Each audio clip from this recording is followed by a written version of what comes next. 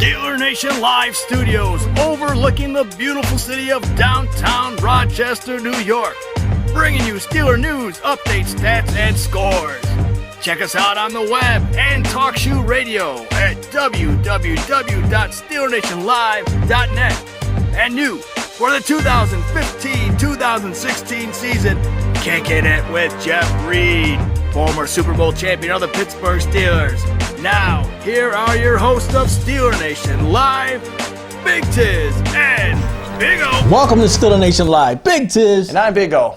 Guys, the Steelers played this weekend, and it was a rough one. Thursday night loss to the New England Patriots, Big O. Yeah, any time of the season, you really don't want to start off with a loss. But you know what, folks? We have 15 more games left to go. And we weren't the only team in our division to lose, Big Tiz. Right. Everyone lost except for the Bengals.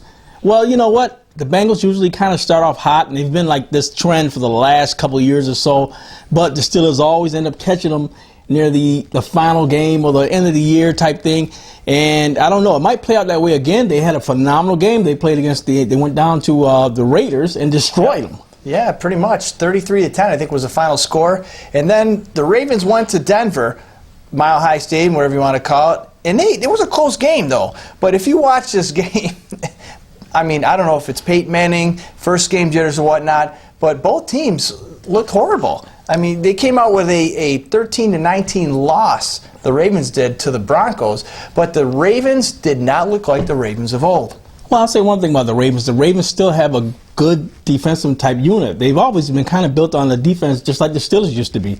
But you know what? Right now they're going through somewhat of an overhaul, losing Torrey Smith. I believe it's Torrey Smith, number 82 with the Ravens. Terrell Suggs.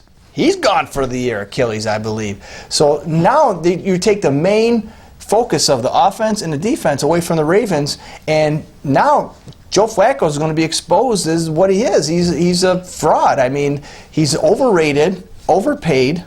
So we're just going to see what the Ravens can pull out. They have one receiver, Steve Smith, and they're juggling in the backfield with Forsett and all the other running back. They don't know who's going to run the ball. They don't know anything. They have Owen Daniels, tight end, but still, I don't know what they're going to do.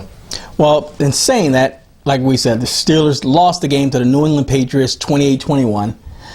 And, you know, the Steelers kind of fought back in this game, but they kind of gave up easy scores. This is what kind of destroyed the whole momentum of the game for the Steelers. Right. Then you had those penalties, you know, the one penalty at the goal line where the Steelers were called for movement. Now, there's loopholes, all these penalties, and Bill Belichick, he's a master. He's a master. People call it cheating. Some people call it, you know, manipulating the system. Right. In my mind, it's cheating.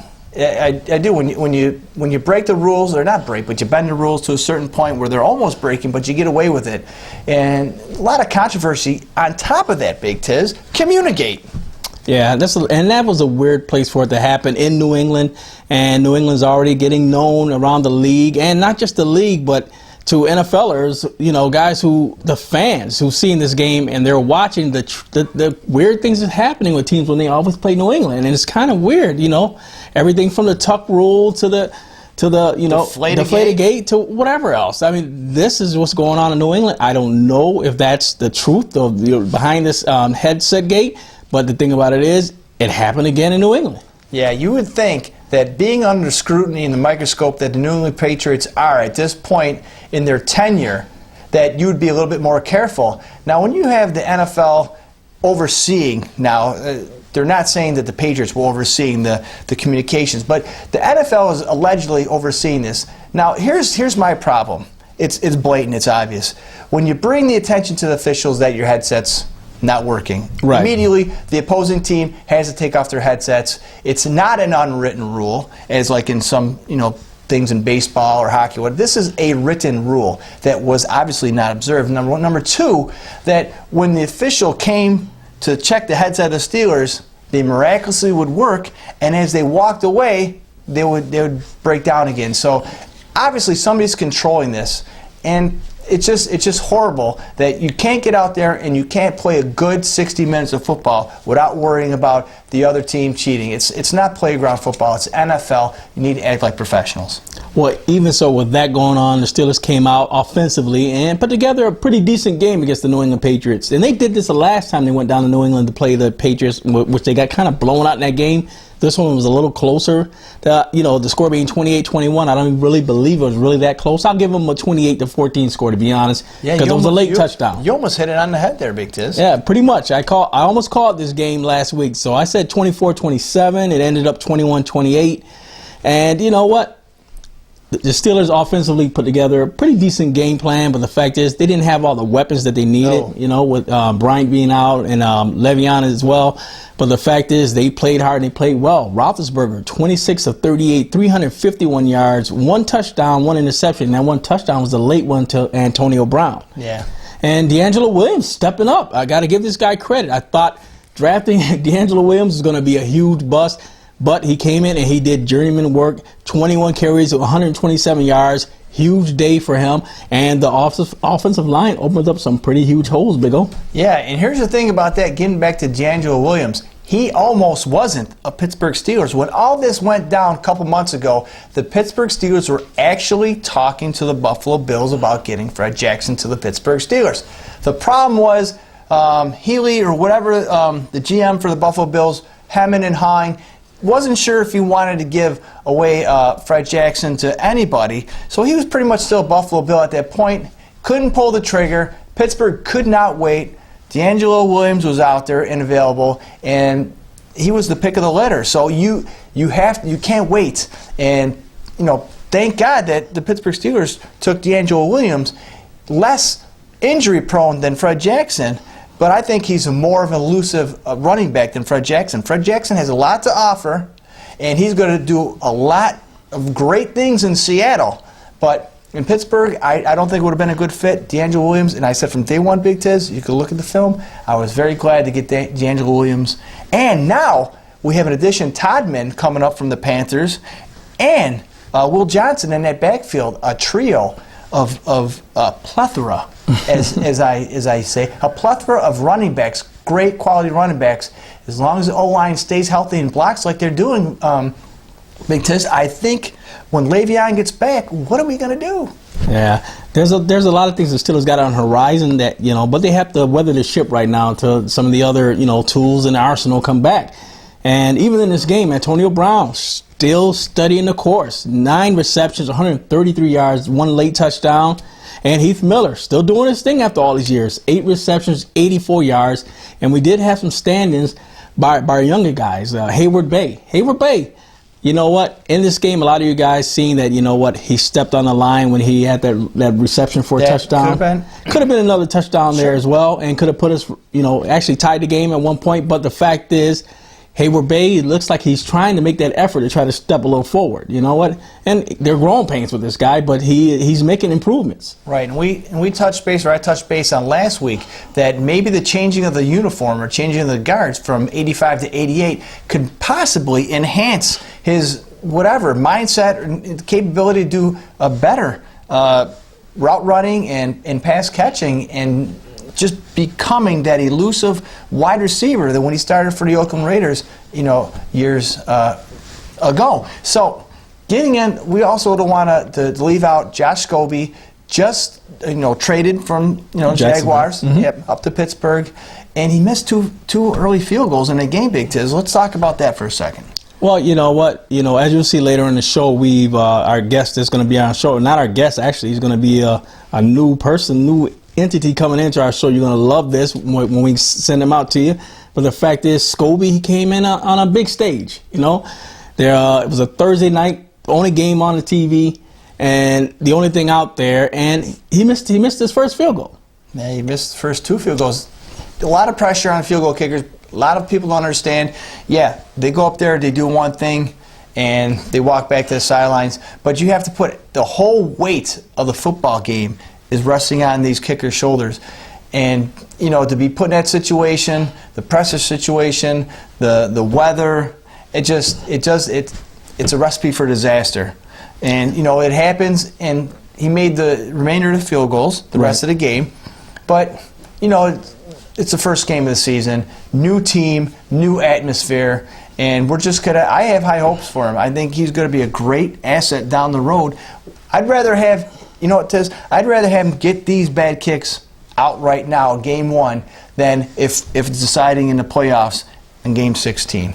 I agree with you totally, and hopefully we're going to need him down the stretch, especially, you know, right now the Steelers looks like they're kind of got that ball control type offense that they're trying to get now. The Steelers are time possession in this game. They had 32 minutes of this game. They had the football. So they had the possession and they had the numbers, but they weren't scoring. And the Pats, they only had the ball for 27 minutes. Yeah. So, and that was the problem. The Steelers, within the last 3 to 4 years, they've been coming down and kicking a lot of field goals lately. And the Steelers need to get away from that, and they need to score touchdowns with these possessions. Right. Now we talk about the offense. We talk about special teams briefly. Now let's move over to the defensive side of the ball. Tom Brady, 4 touchdown passes, 3 to Gronkowski, and another tight end. So 4 touchdowns to tight ends. Tiz, what was the problem with the coverage on defense? Well, a lot of it, the Steelers they've been experimenting all preseason with the cover 2.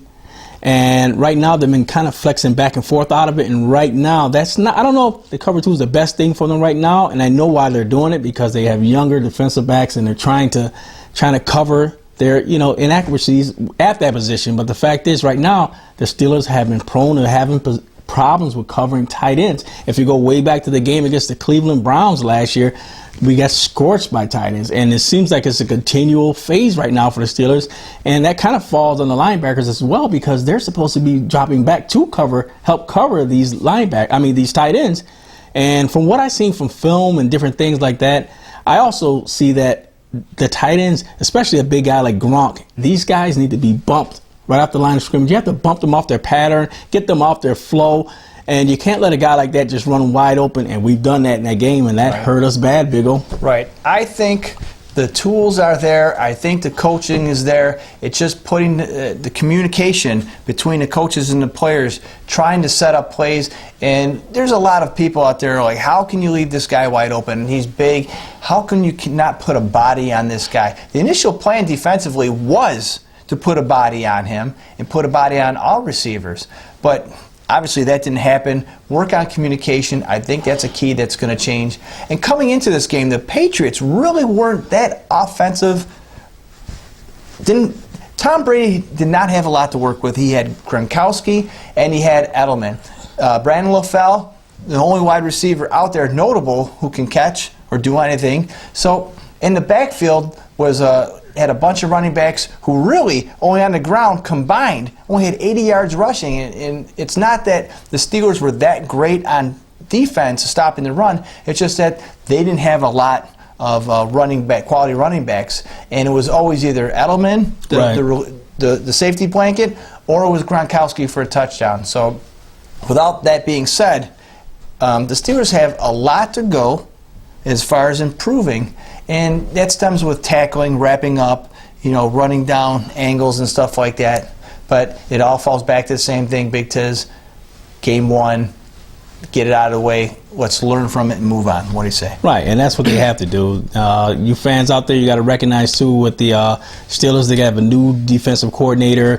It's a new system, and you have a lot of young players. And right now, Pittsburgh is a kind of a team that's in a little bit of a transition right now on defense. So you guys gotta weather the storm. If we can weather the storm, I think we can get past it and get through it. And these guys can learn, especially these younger guys. They got to learn their positions. As you can see, against the New England Patriots, there was a lot of problems with guys being out of position, guys miscommunication, not just from the headsets, but just the guys on the field themselves. So that's a lot of things that have to be fixed with the Steelers going into their next game versus the 49ers. But you know what, guys? We're getting ready to go to a commercial break. But when we come back from our commercial break, you're going to like our next guest. And we can't call him guest anymore. That's the thing about it. Can't. Our next Steeler Nation anchor here on Steeler Nation Live. You'll love it, and you'll see him when we come back next up on Steeler Nation Live. Uniform Express, located on 1408 Buffalo Road, Rochester, New York, for your police, fire, or EMS supplies. One of Rochester's top and finest suppliers of shirts, pants, shoes, boots, and accessories for your professional uniform needs. Uniform Express also does embroidery and screen print for team uniforms, jerseys, and corporations. Hours are Monday through Friday, 9 a.m. to 5 p.m. You can also go to their website at www.uniformexpress.com or call Brian at 585-529-4245. That's 585-529-4245. And let Brian know you heard his ad on our show, Steeler Nation Live.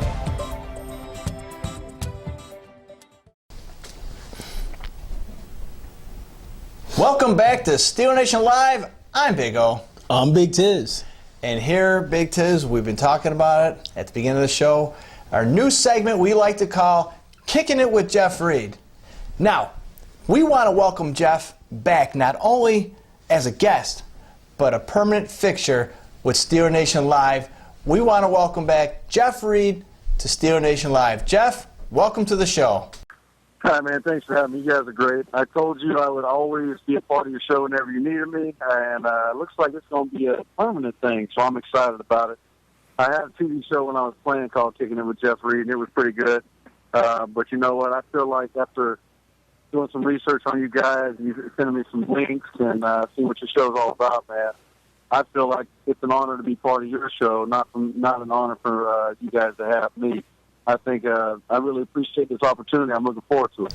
Jeff, now, with the Steelers having that huge loss on Thursday, and there were a lot of problems that came within this game, what is your take on that game against, the Steelers losing in New England in rough territory? It was a good game. I can't say, obviously we don't want the Patriots to win anything, but at the same time, Tom Brady is Tom Brady, and we were on the road.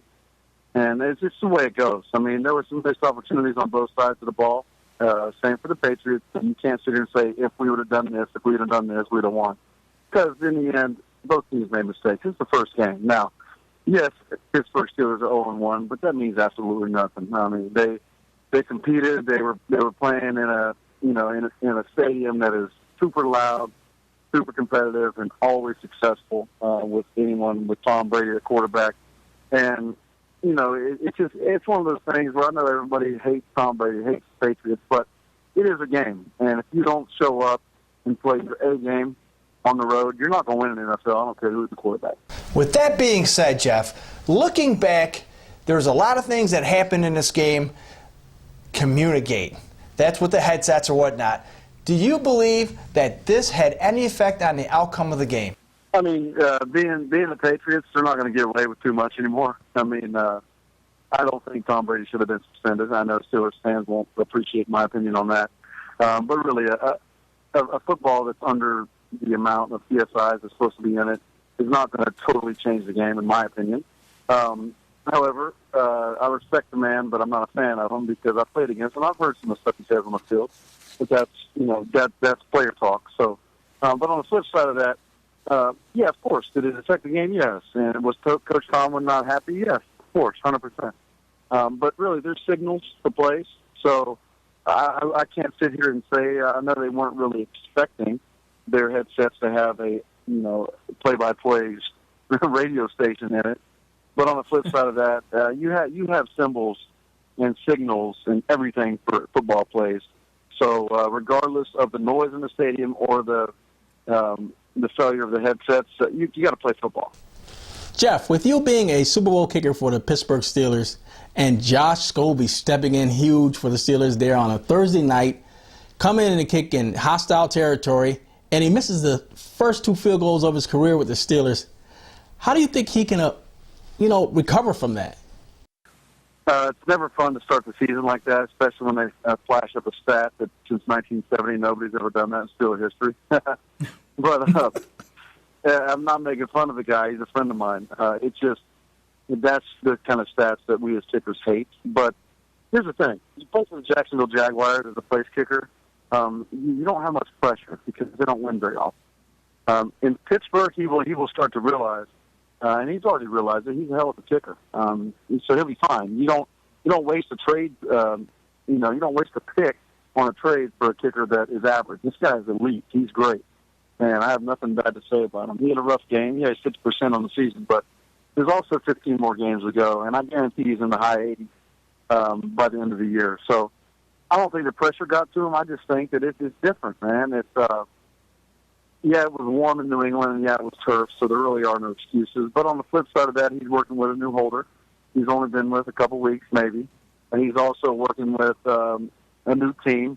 He's also on a team that, wins a lot of close games, and the Jaguars do not. So in his defense, he's got to learn that, when it comes down to, 3 points here and there, he's got to make them all, because if it comes down to the end of the game where they're up by one, end up winning because of defense. So I don't think he put extra pressure on himself. I just think maybe he had a little bit of a wake-up call, because he's not used to winning. And it's not his fault. It's just the team that drafted him. Now, Jeff, the next game, Game 2, against the 49ers, coming to Pittsburgh, home opener for the Pittsburgh Steelers on Sunday at 1 o'clock. What do you think is the outcome of this game going to be? Steelers going to be on top. And what do you think your score will be?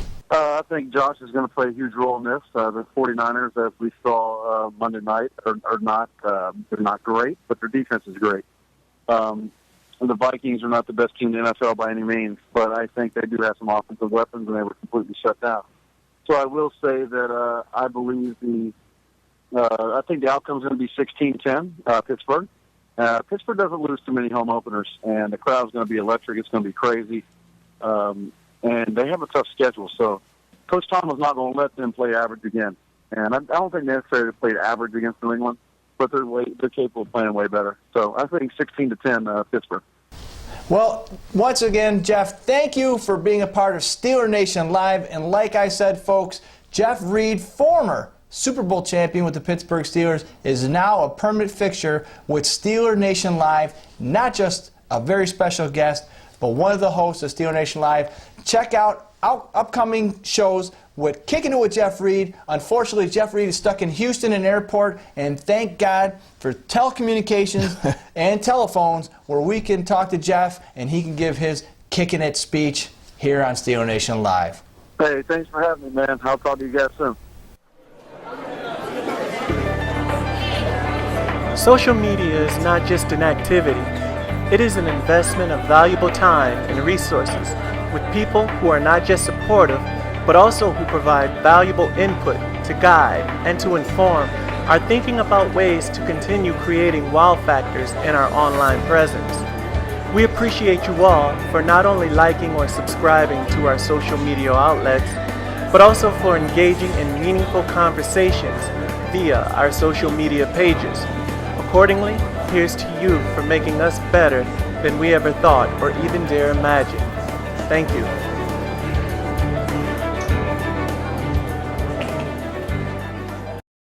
Welcome back to Steeler Nation Live. Big Tiz. Now, Big O. The injury report for the Steelers after this game versus the New England Patriots. Right now, it's not really that bad, but it's things that's going to probably bother us if it's not remedied, Big O. Yeah, and we've seen a lot worse in past seasons. We have Sean Spence, linebacker for Pittsburgh Steelers, doubtful with a hamstring injury coming up against the 49ers up on Sunday. Will Allen, concussion. Let's see if he can possibly pass the concussion test. Very stringent from the NFL, the new test. Hopefully he'll come around.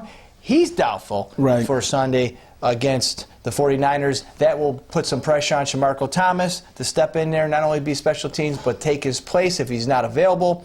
Lawrence Timmons, he's a go, probable. He's got turf toe. We all know what turf toe can do. Turf toe can end careers. And you know what, Big Tiz?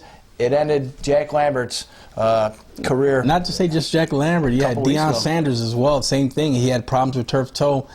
And if this is not remedied, and it's going to be hard. I think he's going to have to sit on the shelf for a lot longer than that, to be honest. But, you know, it's getting to the point where the Steelers on defense, they're going to need him. Right. We got 10. We have 10 linebackers this year, Big Tiz, and the reason for that is trying to get the fresh legs in there to put more pressure on the quarterbacks and get the rotation in.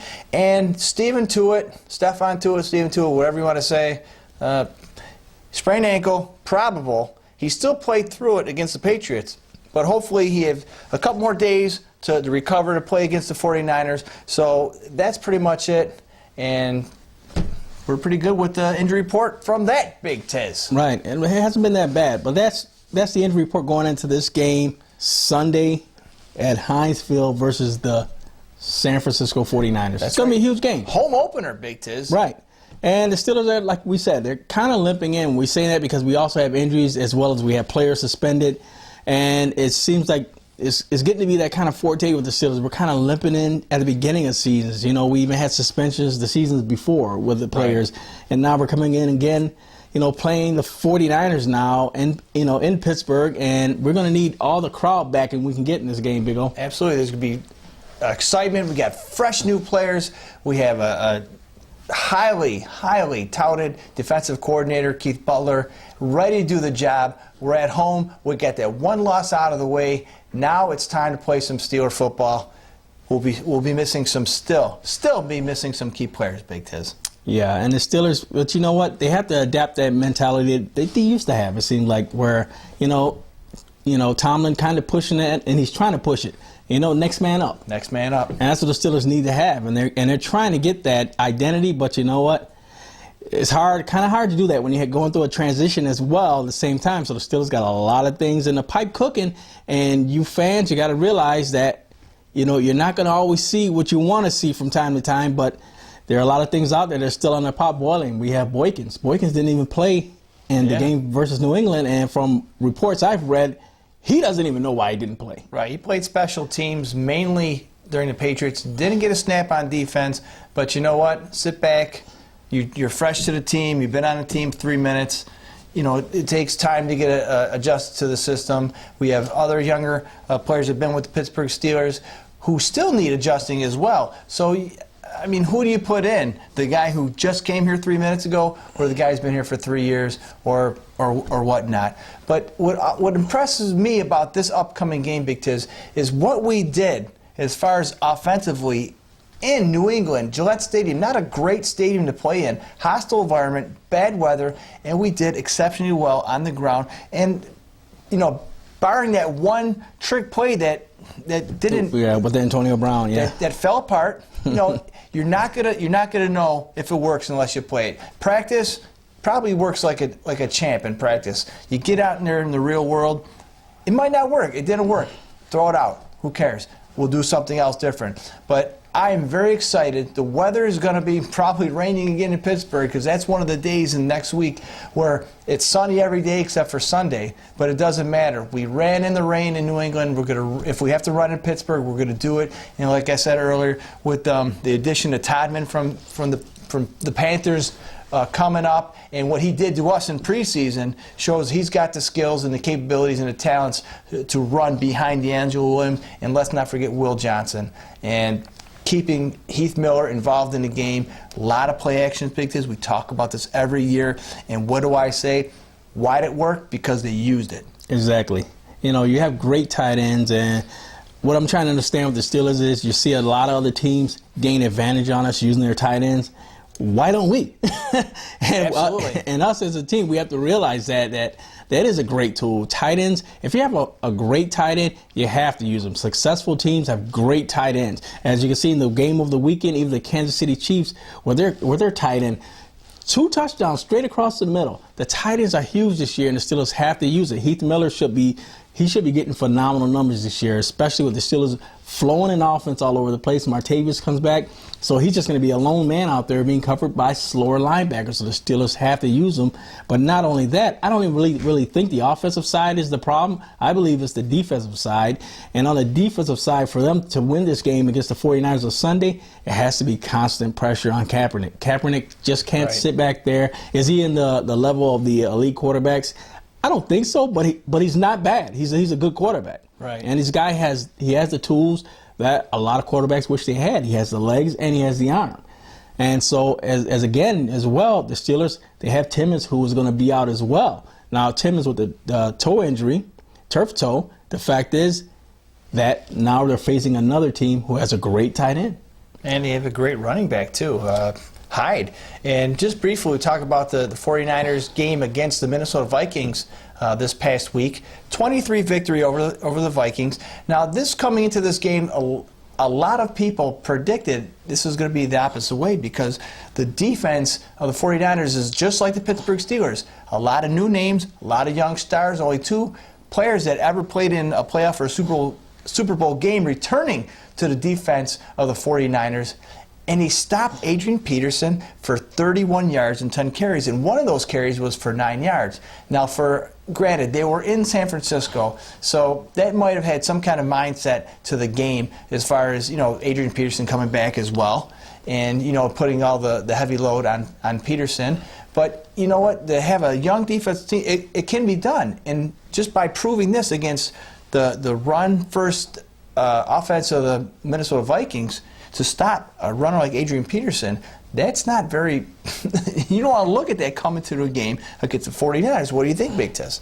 I agree with that totally. And you know what? They're going to be geared up to try to stop the run first, because more or less they want to make Ben beat them, which, is very possible he can. But the fact is, that's what the 49ers are going to launch on. They're going to try to make sure they stop the ground game, because the ground game for the Steelers was successful against the New England Patriots. So what's the first thing you try to take out? You try to take out the legs, and that's the ground game.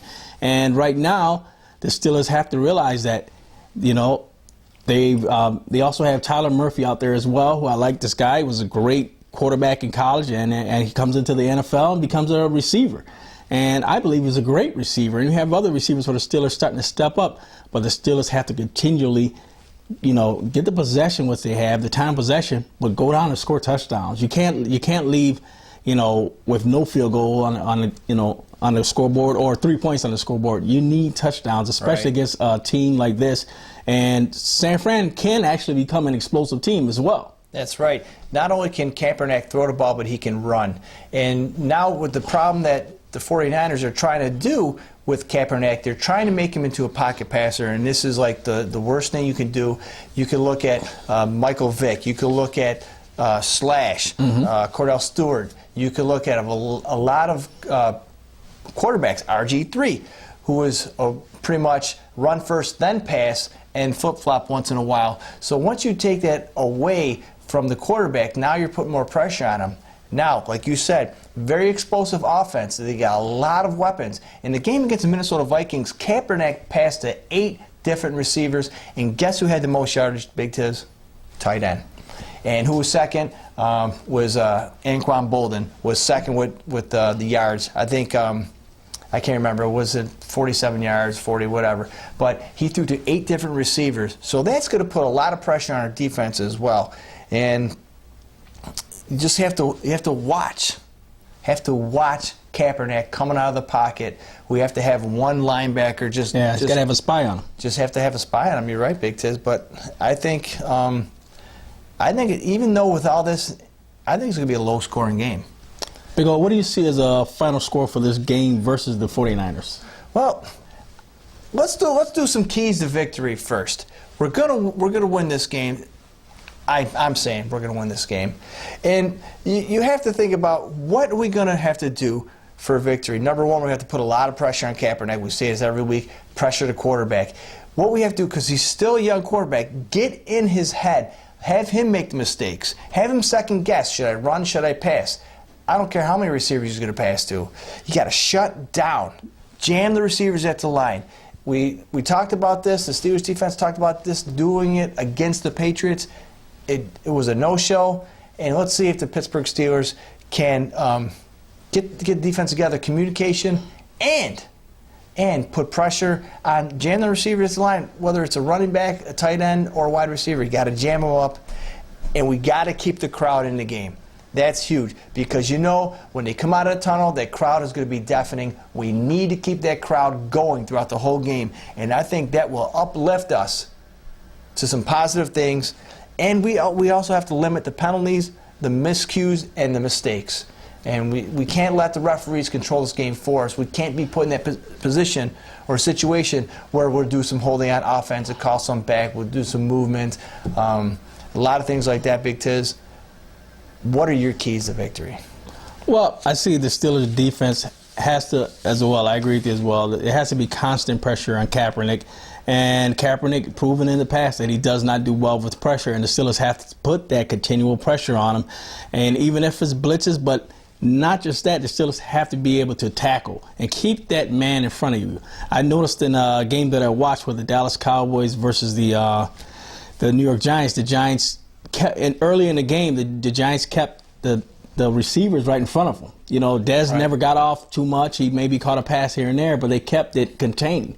And the Steelers had problems with that. You know, they were letting guys spin out of tackles, and these guys were picking up huge chunks of yards, and this is what they had problems with last year. So they have to learn to contain a tackle. If a guy catches the ball, then stop him there.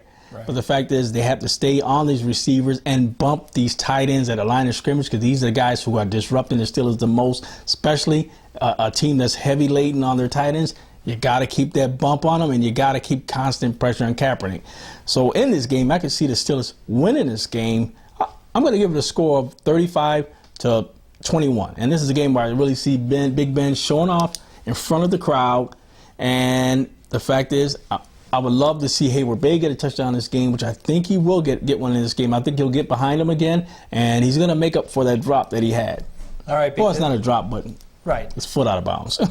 Before I give you my final take on the score, offensively, we need to establish the ground game. We need to establish the run, take control of the clock, utilize Heath Miller, maybe get Jesse James in there to mix things up if they're keying on Miller. Just establish control of the game, keep the crowd in the game, utilize our tight ends, a lot of play action, maybe throw in Tyler Murphy in there, do a little gadget play, and just keep the ball rolling, keep it controlling. Special teams is going to be huge as well, okay, because we have to kickoffs and punts, we have to get good coverage, we have to get men down there, and special teams includes field goal kicking, because we have to get Josh Scobie in the game. I want a field goal, a long field goal early. I want to build this guy's confidence. I want him to show the Pittsburgh Steelers and the fans and the Roonies that they didn't make a mistake getting this guy. This is a high caliber field goal kicker. And so, Big Tiz, once we do that, I think it's not going to be so much of a dogfight, but I think the score is going to be 27-24 Pittsburgh, and I think that the 49ers are going to put more pressure on Pittsburgh to score more points than we have to win this game. So I think Scobie, game-winning field goal, 52-yarder, late in the game, Pittsburgh wins this 27-24.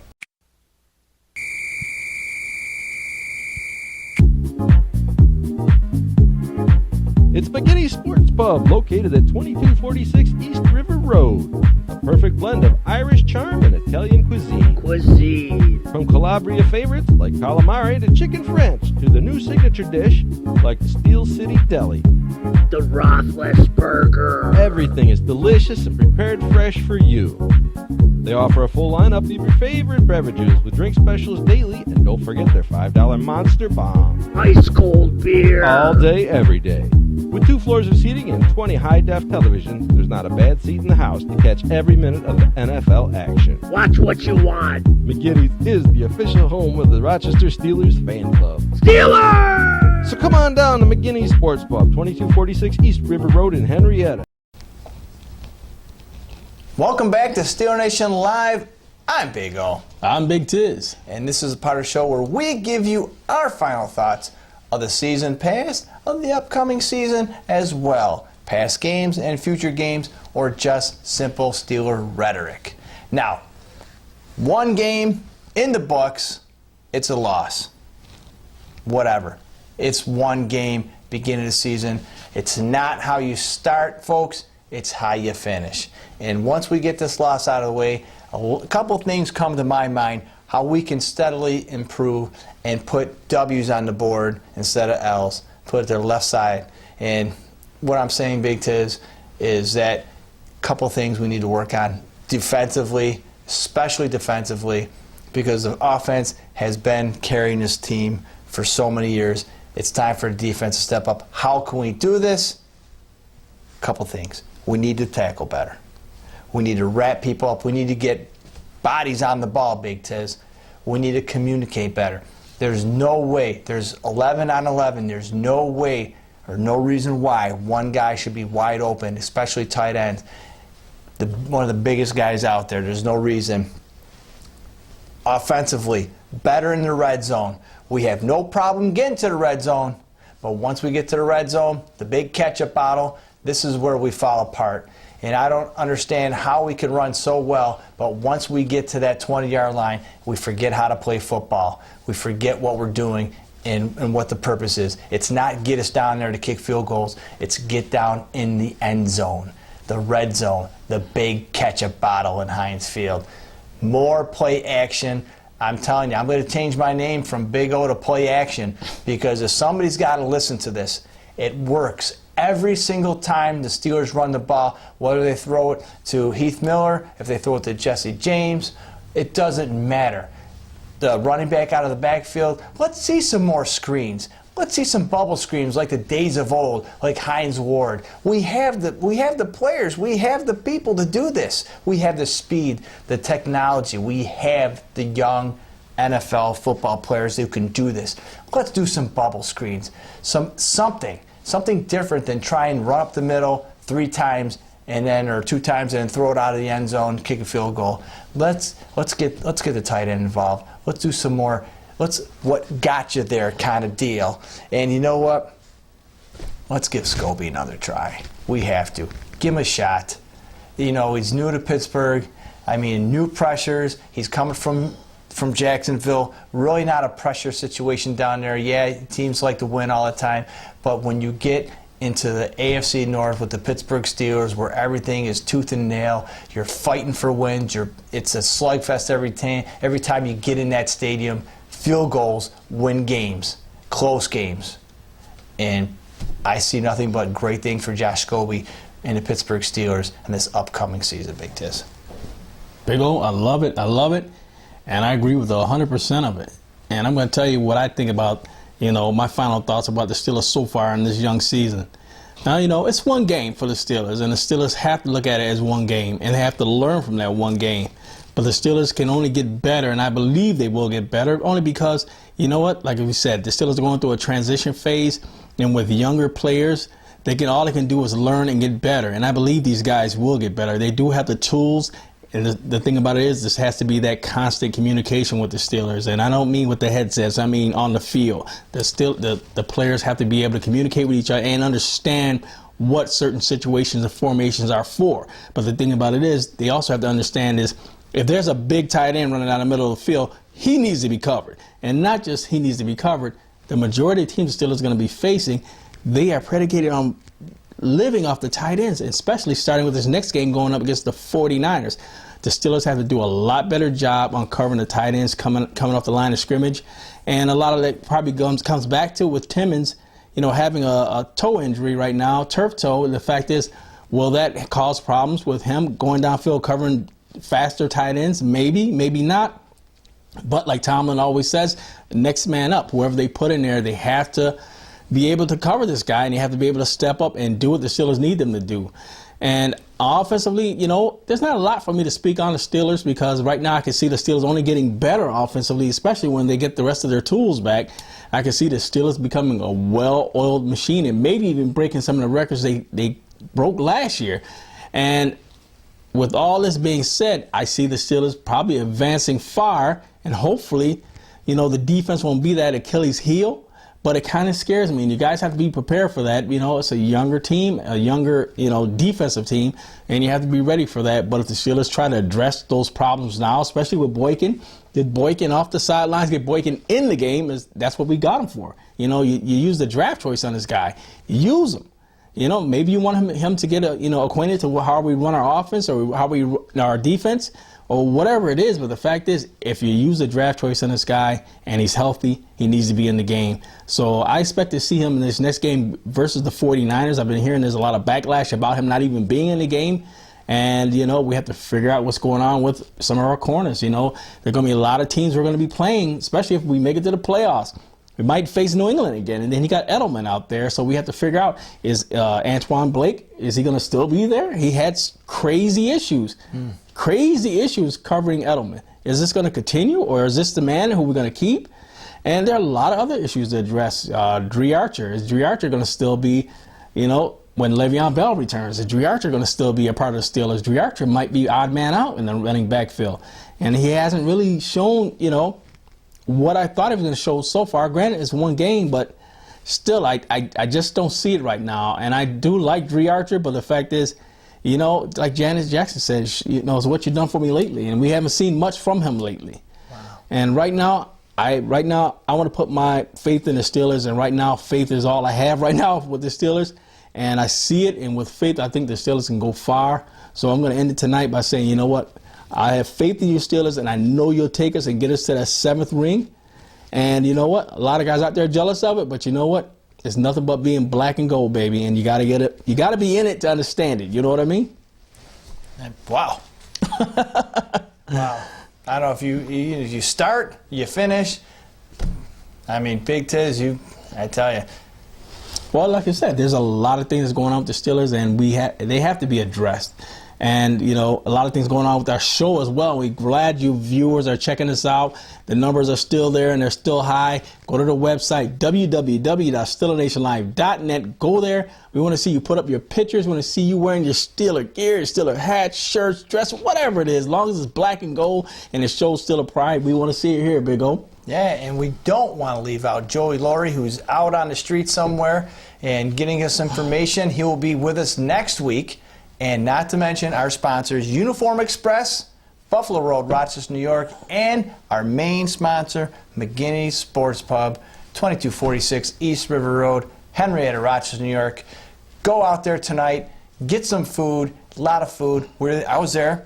Oh, yeah. Go check out the photos. You'll see some photos and your pics on the website. Chicken wings were unbelievable. The pictures were cold and steadily available. It was a great outcoming for the Pittsburgh Steelers Rochester City Fan Club of the Pittsburgh Steelers in Rochester. Great turnout. Charities, raising a lot of money for local charities here in Rochester. And just, watch some great football. Unfortunately, we're at the losing end of this one. But you know what? We're still together.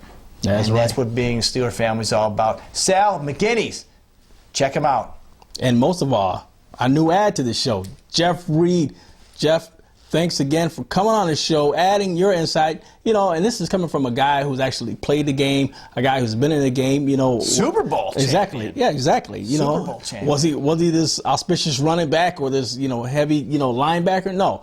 He was a player. He's seen it from the inside, and he sat and he watched, and he knows these big pressure kicks. So he knows how a Josh Scobie would feel in certain situations. Absolutely. And this guy is a great add to the show, and Jeff, we appreciate you and we love you for coming on the show. That's right, and welcome to our team, Jeff, and a great asset for us and for our Steeler Nation fans out there to actually see and hear what Jeff Reed and who Jeff Reed really is, not just a kicker. Exactly. He's a Pittsburgh Steeler for life. So, guys, till we see you next week with a great win in Pittsburgh against the 49ers. 49ers!